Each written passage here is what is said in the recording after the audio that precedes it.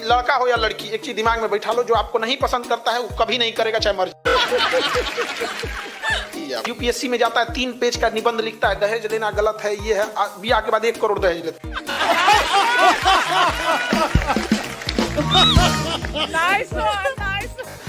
नौकरियां हो जाता है, 1 करोड़ दहेज लेता है वहां पे, बताइए, सबसे ज्यादा वही ले लेता है। तो महिला लोग, आप लोग भी थोड़ा सा अपने आप में और प्रोग्रेस करने की जरूरत है। देखिए, सबके जीवन में कठिनाई आई है, सड़क के पत्थर हर जगह रहेंगे, लेकिन याद रखिए आपका कदम वही रोकेगा जो कंकड़ पत्थर आपके अपने जूते में चला गया है।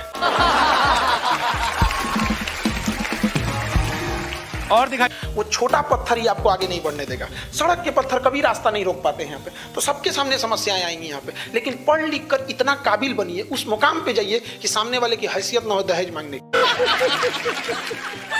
और उस मुकाम पे जाइए। देखिए, आप माँ बाप की प्रॉब्लम समझिए, आप समझ नहीं पाती। देखिए, एक किसी के यहाँ एक गेहूं है और किसी के पास कोई फल रखा हुआ है, 2 व्यापारी हैं, एक गेहूं रखा है, एक फल रखा है। फल वाले को टेंशन होता है कि एक लेट हो जाएगा तो मेरा वैल्यू खत्म हो जाएगा, मेरा वैल्यू खत्म हो जाएगा, और गेहूं वाले को है 1 महीना बाद ही जाएगा।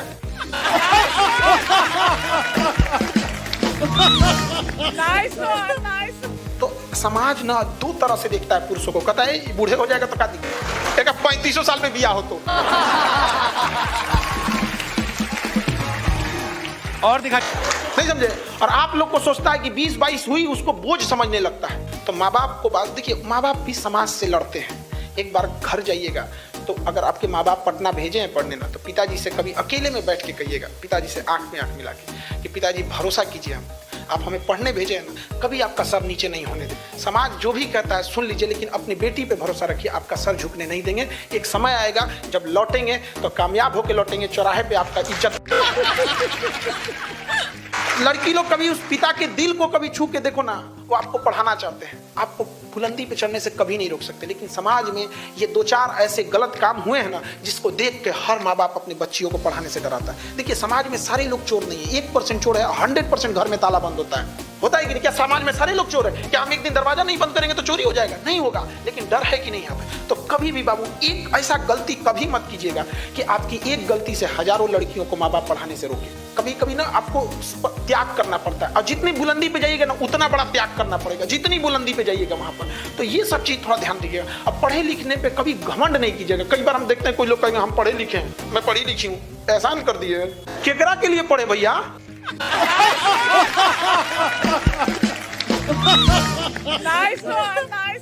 दूसरे को दे देंगे, आप अपने लिए पढ़े यहाँ पे। तो पढ़ने लिखने का अर्थ ऊंचाई पे जाने का मतलब होता है त्याग करना, करुणा का भाव आना। आप देखिएगा जितने बड़े भगवान लोगों को देखिएगा बड़ा प्रेम से बतियाएंगे। कृष्ण भगवान को देखिएगा ना, जाए थे कौरव सबको समझाना, वही चल रहा था यहाँ पे, ये कर देंगे, वो कर देंगे, ये कर देंगे, आया शांत हो गया, खत्म की हो गया कि नहीं हो गया। तो अगर आप ऐठ रहे हैं ना बहुत, तो आप समझिएगा किस कैटेगरी वाले हैं आप। और दिखा, कभी कोई आएगा अपना सुदर्शन लेके शांत कर देंगे यहाँ पे। इसलिए घमंड मत कीजिएगा प्लीज। देखिए, घमंड जो होता है ना, ये घमंड एक पेड़ है, वृक्ष है, लेकिन हर वृक्ष का कोई ना कोई जड़ होता है।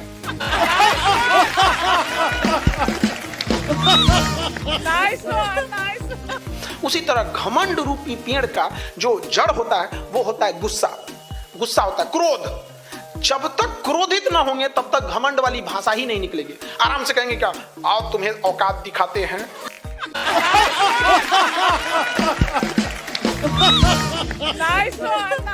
कहेंगे पहले गुस्सियाएंगे कि हमरा ऐसे बोला रे, ऐसे बोला, पहले गुस्सियाएंगे। अब वो लगा दिए आप जड़, अब उस पे घमंड रूपी पेड़ निकलेगा। तो अगर आप क्रोधित नहीं हुए तो आप कभी भी घमंड नहीं लाएंगे। तो क्रोध को रोकिए, क्रोध को जड़ें काट दीजिए। क्रोध नहीं होगा तो घमंड नहीं होगा। अहंकार, रावण अहंकार त्याग रहा था। अरे भैया पेड़वा कई घड़ी काटोगे, फिर जड़ रहेगा निकले। ओकरा गुस्से ज्यादा आता था, ओकरा गुस्सा ज्यादा था, लड़ गया हनुमान जी से। और दिखा, अरे पता नहीं चला लड़ किससे रहे। अरे भाई साहब सोच समझ के लड़ना चाहिए, कहाँ लड़ रहे हैं कहाँ नहीं कर रहे। तो कभी भी देखिए, अहंकार कंट्रोल नहीं, पहले क्या कंट्रोल करना है? गुस्सा कंट्रोल हो गया, अहंकार अइबे नहीं करेगा।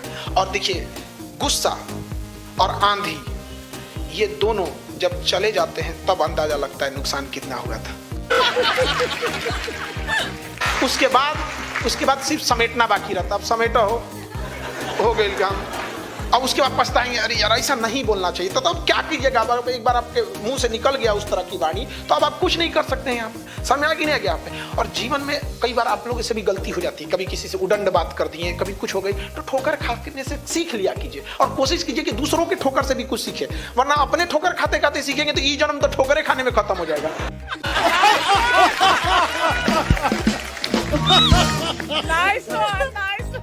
तो सीखेंगे कब यहाँ पे? तो जो बड़े बुजुर्ग आपसे, जो बड़े लोग हैं, ये लोग अनुभवी हैं, इन्होंने समाज के उस रूप को देखा है जिसे आप नहीं देखे हैं। समझ आ गई नहीं क्या पे? तो ठोकर खाना कोई गलत बात नहीं है, लेकिन उससे नहीं सीखना गलत बात है। और ठोकर खाने में क्या बुराई है? जहर थोड़े कि मर जाएंगे।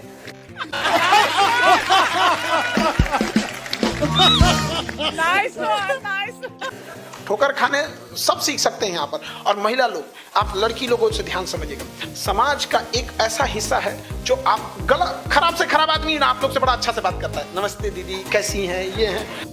इसका मतलब ये नहीं कि दुनिया इतनी अच्छी है। समझ में आ गया कि नहीं आ गया?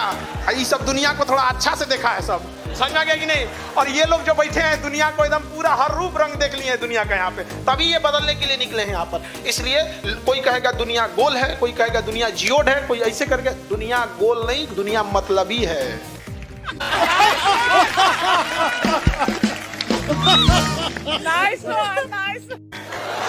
समझ में आ गया? इसको जितना जल्दी समझ जाओ उतना समझो यहाँ पे। और यहाँ अलग अलग भाषा बोली जाती है, जैसे हम भोजपुरी बोल सकते हैं, कोई मगही बोलता है, कोई अंग्रेजी, कोई मराठी। इन सब में सबसे मीठी भाषा होती है मतलब की भाषा।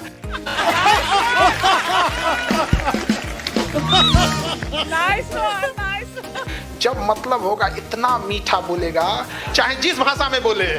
समझ आ गया कि नहीं आ गया? तो दुनिया को, लड़की लोग उस रूप को भी देखिएगा जो आपको नहीं दिखाया जा रहा है। इसलिए कोई प्रेम से बोले तो याद रखिएगा, हर जरूरी नहीं कि हर प्रेम से बोलने वाला व्यक्ति ही निस्वार्थ भाव से जुड़ा हो। कई बार प्रेम रूपी भाषा के नीचे मतलब की नदियां बहती हैं। तो कभी भी अपने आप को एक बार संभालिएगा और एक बार सोचिएगा, माँ बाप आपसे का कभी बुरा नहीं चाहते हैं, लेकिन वो दुनिया के हर रूप रंग को देख लिए हैं, वाकिफ हैं उस चीज़ों से। आप समझ में आ रहा है कि नहीं आ रहा है? तो इसलिए इतना भी जल्दी भरोसा किसी पे नहीं कर लेना है। यहाँ पर आप लोग को सावधान रहना है। और बच्चे लोग, ये युवा पीढ़ी है यहाँ पे, इसको एक आजकल के यंग जनरेशन को देखते डिप्रेशन में चल जाता है। कोनो से फोन पे बतिया रहा है, वो ब्लॉक मार दे।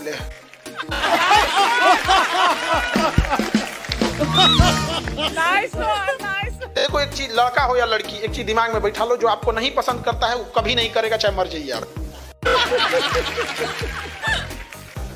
दिमाग में जितना बैठा लो। अब चाहे तुम सैड सॉन्ग सुनो, चाहे हाथ काटो, चाहे रो, चाहे डिप्रेशन में जाओ, कोई फर्क नहीं पड़ता है। आप अपने से देखिएगा, कोई आपको पसंद करता होगा बट आप नहीं पसंद करते होंगे, वो कुछ भी कर ले आपके लिए कोई फर्क नहीं पड़ता है। गर्ल्स लोग में भी ये चीज को एकदम सोच समझ के रखिएगा। आप जिसे नहीं पसंद करती हैं, आप उसको कभियो नहीं पसंद कीजिएगा, और जो आपको नहीं पसंद करता वो कभियो नहीं करेगा।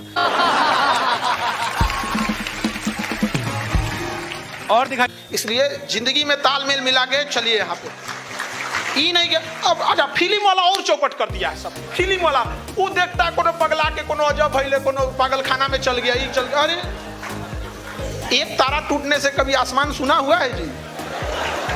हाँ, ये सब चीजों में मत रहिएगा कभी भी। यहाँ पे फिल्म उलिम ना थोड़ा सा भटका देते हैं, सब अजब अजब काम करेंगे। फिल्म में देखेगा कि हीरोइन का कहीं और बिया हो गया, ये साधु बन गया। अच्छा, साधु बने तो ठीक है, साधु बने तो ठीक है। वो कौन काम का साधु? क्यों कर ससुराल जाके भिक्षा मांगेगा? हाँ, अरे